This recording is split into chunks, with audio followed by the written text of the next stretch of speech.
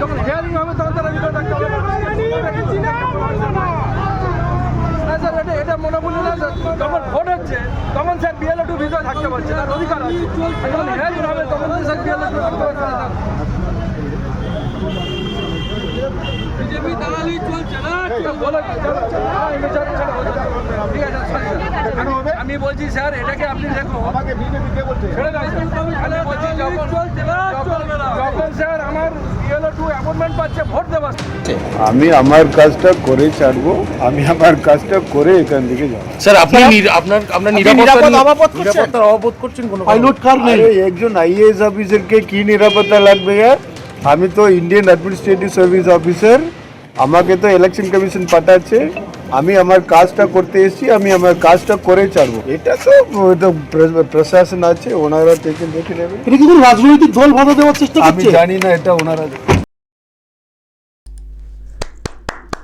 খুব ভালো লাগলো যে একজন অফিসার তিনি বলছেন যে আমি আমার কাজটা করেই ছাড়বো। একজন আইএএস অফিসার যিনি রোল অবজারভার হিসেবে নির্বাচন কমিশনের হয়ে কাজটা করছেন, আজকে মগরাহাটে গিয়েছিলেন, তো ওনাকে খুব বিক্ষোভ দেখানো হয়েছে বলতে ওই আর কি। আমি একটা ভিডিও করেছি এর আগে, দেখে নেবেন। সব ওই বুঝতেই পারছেন কারা নিয়ে এসে করিয়েছেন এবং কী ধরনের সব কথা ওখানে উঠে এসছে, কী ধরনের দাবি স্লোগান উঠে এসছে। আমি দর্শক এটা নিয়ে একটা বড় ভিডিও করেছি, দেখে নেবেন। আমি আবারও এলাম এই জন্যে, আমি অফিসারের কথাটা আমি পরে শুনলাম, সেটা আপনাদেরকে শোনাতে এলাম। মিডিয়াতে দেখানো হচ্ছে যে এই অফিসার দেখুন কিভাবে বলছেন যে যতই এইসব হোক, যতই এই রকম মেরে ফেলার চেষ্টা হোক, যাই হোক, নিরাপত্তা যে বিষয়টা সেটা পুলিশ প্রশাসন দেখবে। আমি কিন্তু আমার কাজটা করে ছাড়বো, আমার কাজটা আমি করেই যাব। আমি একজন আইএএস অফিসার, ফলে এইসব করে কিন্তু কিছু হবে না। আমার আবার কি নিরাপত্তা নিয়ে হবে? মানে এটা নিয়ে এই যেভাবে কথাটা বললেন একজন অফিসার, দর্শক সত্যিই আমার কিন্তু খুব ভালো লেগেছে। আজকালকার দিনে কোনো এই র্যাঙ্কের অফিসারদের সেই রকম কথা বলতে শুনি না। মানে বেশিরভাগ ক্ষেত্রে দেখি হ্যাঁ দিদি না দিদি, হ্যাঁ দিদি না দিদি, দিদি হ্যাঁ বললে হ্যাঁ, দিদি না বললে না, কোনো পাল্টা প্রশ্ন পাল্টা কিছু করতে দেখি না। মানে শাসক সরকার বা দিদি কেন, এখন ভাইপো যদি কিছু বলেন তা তো হ্যাঁ না, হ্যাঁ না, না না হ্যাঁ হ্যাঁ, মানে পাল্টা কিছু বলা, রুখে দাঁড়ানো, এইরকম কিন্তু অফিসারদেরকে সেই অর্থে দেখি না। অনেক দিন পর একজন অফিসারকে দেখলাম যিনি একজন অবজারভার হিসেবে কাজ করছেন, কিন্তু তার কাজের যা ধরন এবং তার যে সাহসিকতা, তার যে মানসিকতা, এবং ওখানে একজন মানে কেউ যেন বলে বসেন বিজেপির লোক, তখন সঙ্গে সঙ্গে ধরা আমি বিজেপির লোক, তাকে ধরে চার্জ করা, এবং তারপরও এত কিছু মানে এরকম একটা পরিবেশ তৈরি করার পরেও নিজের দায়িত্বটা সামলে বেরিয়েছেন। যখন মিডিয়া প্রশ্ন করছিল যে আপনি তো এরকম একটা সমস্যায় পড়ে গেলেন, কি বলবেন, উনি একেবারে অকুতভয় এইসবে নিয়ে কোনো কিছু ভাবলেন না, কিছু এগুলো নিয়ে মানে চিন্তিত হয়ে পড়বেন এইরকম মানে লেশ মাত্র দেখতে পেলাম না।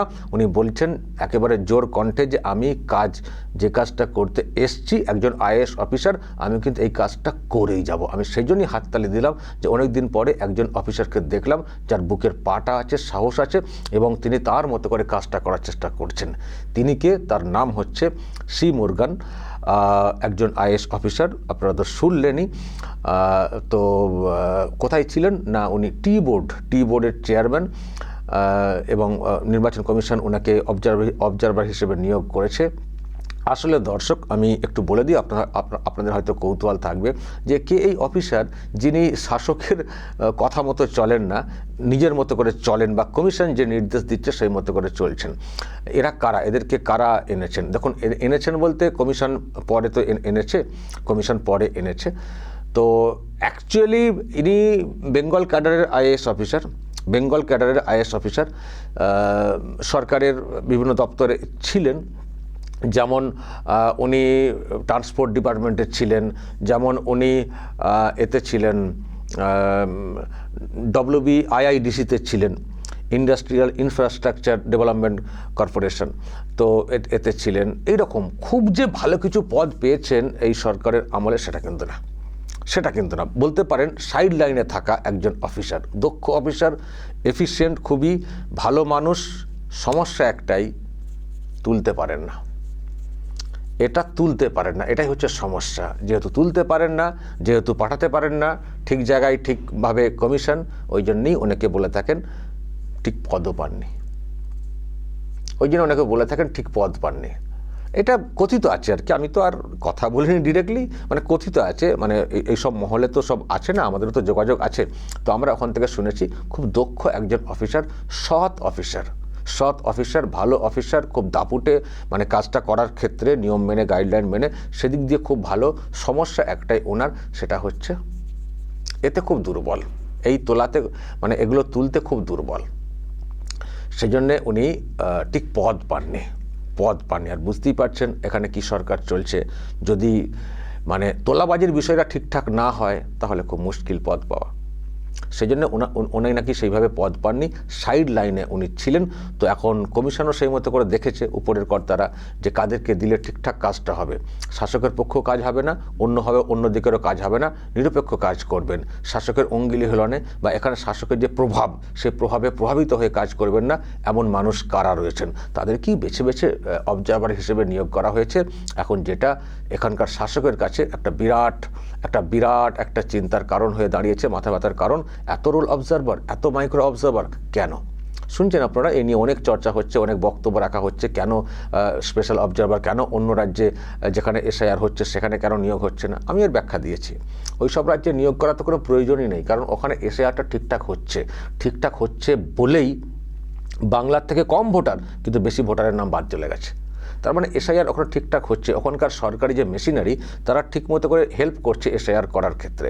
সেই জন্য ওখানে মাইক্রো আতসকাঁচ লাগছে না, তো মাইক্রোস্কোপ আতসকাঁচ এসব লাগছে না মানে দেখার ক্ষেত্রে।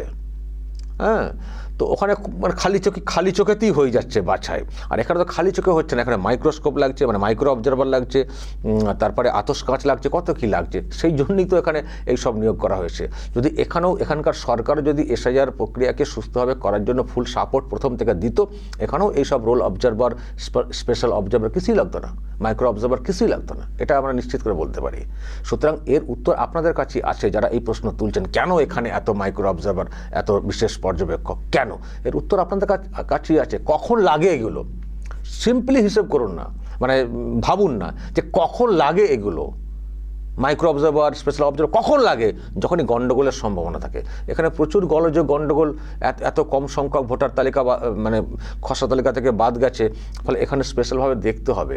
সেই জন্য তো এদেরকে নিয়োগ করা হয়েছে। তো নিয়োগ সেইভাবেই করা হয়েছে, যাদেরকে নিয়োগ করলে কাজের কাজ হবে, ওই নামে নিয়োগ না, অন্তত দেখবেন। তো সেরকম অবজারভারদের মধ্যে একজন দক্ষ অফিসার সি মোরগান আইএএস।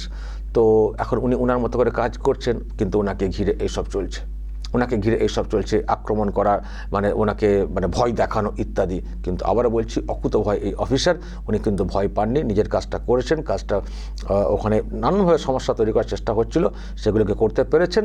আর যেগুলো করতে পারলেন না ঠিক মতো করে, সেই রিপোর্টও কমিশনে জানিয়েছেন, এমনটাও জানা যাচ্ছে। সুতরাং উনি ওনার মানে লক্ষ্যে অবিচল, যেটা ওখান থেকে করতে পারছেন করেছেন, যেটা ওখানে নানানভাবে সমস্যা তৈরি করা হচ্ছিল সেটাকে কী করে সলভ করা যায় তারও রিপোর্ট কমিশনে পেশ করেছেন।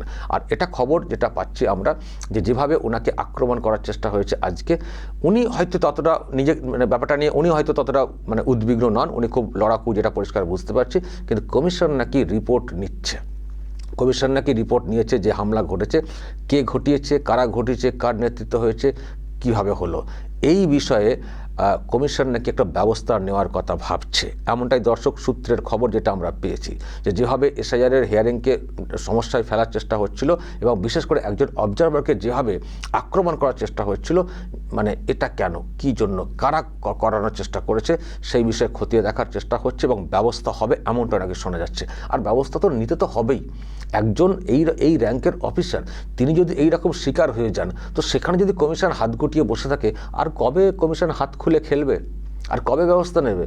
সুতরাং ব্যবস্থা তো কমিশনকে নিতেই হবে। যে কাণ্ড আজকে ঘটেছে, মেরে ফেলার চেষ্টা কার্যত, তো এখানে ব্যবস্থা নিতে হবে না? যে বা যারা এই কাণ্ডটা ঘটিয়েছেন, উল্টোপাল্টা বললেই হয়ে গেল, কেউ নাচিয়ে দিলেন আর লাফাতে লাফাতে লম্পঝম্প করতে করতে চলে আসবেন অফিসারের গাড়ি ভাঙচুর করার চেষ্টা মহিলাদেরকে সামনে লেলিয়ে দিয়ে।